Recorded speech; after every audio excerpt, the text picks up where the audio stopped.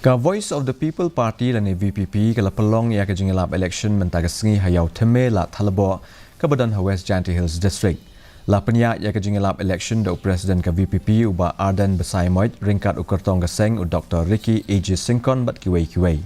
Ha ka jing ai jingkren uba Arden ula penpau ia ke jing sngokhiah lo ka jing bompat pelat ia ke mat treikam jong ke NPP wala ilabu jing keli lo ka jing bombiang ki mat treikam jong geseng bat ru ka jing ya teklok bat ke BJP ha ke ke election Lok Sabha.